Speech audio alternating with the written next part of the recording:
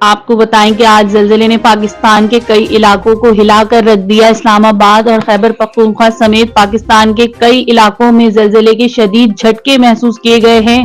زلزلہ پیما مرکز کے مطابق زلزلے کی شدت 5.8 جبکہ اس کا مرکز افغانستان کا ہندوکش علاقہ تھا اور اس کی گہرائی 173 کلومیٹر تھی۔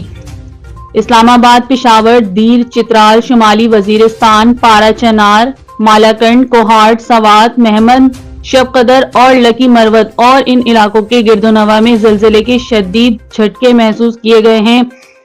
پنجاب میں بھی لاہور، راولپنڈی، حافظ آباد، مری، کمالیہ، منڈی بہاؤالدین، سرگودا، خوشاب اور جہلم اور ان علاقوں کے گرد و نواح میں زلزلے کے جھٹکے محسوس کیے گئے۔ عباس پور، آزاد کشمیر اور گرد و نواح میں بھی زلزلے کے جھٹکے محسوس کیے گئے ہیں۔ چکوال اور گرد و نواح، سوات، مالاکنڈ ڈویژن، بنوں اور مانسیرا میں بھی زلزلے کے شدید جھٹکے محسوس کیے گئے۔ پاک پتن، ننکانہ صاحب، گجرانوالہ اور گرد و نواح، ڈی جی خان اور راجن پور میں بھی زلزلے کے جھٹکے محسوس کیے گئے۔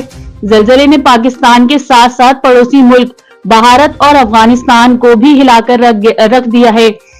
اب تک کی ابتدائی معلومات کے مطابق کوئی جانی نقصان کی اطلاع نہیں ملی۔